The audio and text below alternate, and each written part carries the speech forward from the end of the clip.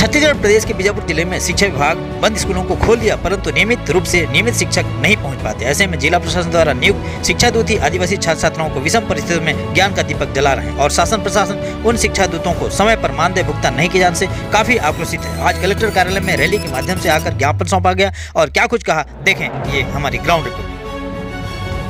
छत्तीसगढ़ प्रदेश के बीजापुर जिले में जहां शिक्षा व्यवस्था को दुरुस्त करने के लिए शिक्षा विभाग ने शिक्षा दूत का नियुक्ति कर शिक्षा को दुरुस्त करने का प्रयास किया है, लेकिन यहां शिक्षा दूत का जिस तरह से एक दिवसीय धरना प्रदर्शन आप देख रहे हैं, इससे यह प्रतीत होता है कि शिक्षा दूतों में कहीं न कहीं रोष व्याप्त है। सरकार की जो योजना है, सरकार की जो मंशा है, उस पर सवाल या निशान खड़ा होता है।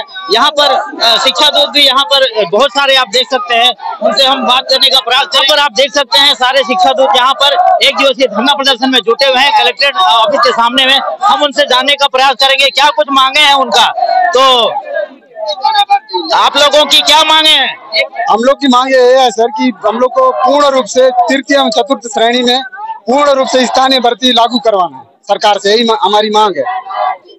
और यदि आप लोगों की ये मांग पूरी नहीं होती है तो इस पर आप क्या कहें? हम देखेंगे सरकार अगर हमारी मांगे आगे, अगर जिला प्रशासन हमारी मांगे आगे नहीं भेजती है, इस पे कोई कार्रवाई नहीं होता है, कोई हमारे लिए अच्छा न्यूज नहीं आता है, तो हम आगे और लंबा इसका आंदोलन करेंगे। इसके पहले जो तत्कालीन कलेक्टर थे अनुराग पांडे जी ने कहा था कि आप लोगों का जो क्वालिफिकेशन है, योग्यता है, उसके अनुसार आपको शिक्षा दूत की नौकरी दी गई है।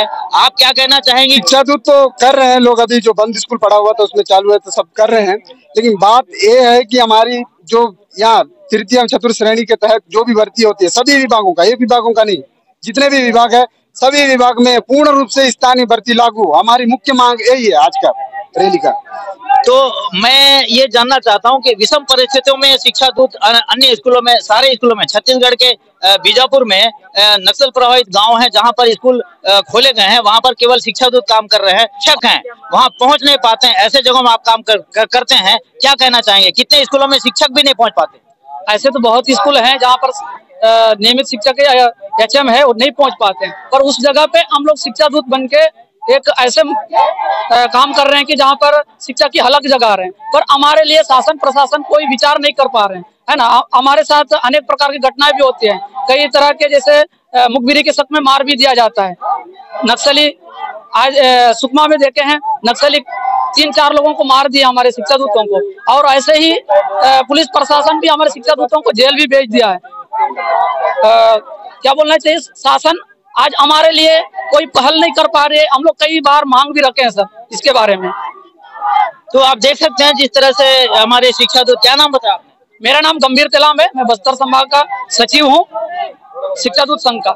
और सर जैसे हम लोग का जो मेन है 12 माह मानदेय नहीं दिया जाता है हम लोग को, केवल 10 महीना का ही हम लोग को मानदेय देते हैं और 12 महीना हम लोग को काम लिया जाता है सर। और दूसरी बात, हम लोग को समय पे मानदेय नहीं मिलता है, 4 महीने 5 महीने के बाद मानदेय मिलता है, या तो सीधा पिछले अभी 2023 का मानदेय अभी तक नहीं मिला सर हम लोग को, मार्च अप्रैल का। अब हम लोग कई बार इसके लिए कलेक्टर साहब अनुराग पांडे थे, उनके सामने भी हम लोग इसके लिए मांग किया था, तो आज तक उसका निराकरण नहीं हुआ। तो आपने देखा कि शिक्षा दूतों की व्यथा क्या है, वो पिछले कई समय से इसकी मांग करते आ रहे हैं। उनका जो मानदेय है वो नियमित रूप से इन्हें मानदेय मिलना चाहिए, वो इन्हें नहीं मिल पा रहा है। जिस तरह से आज ये धरना प्रदर्शन करने को वो मजबूर हुए हैं। मैं घनश्याम यादव, VKM न्यूज, बीजापुर।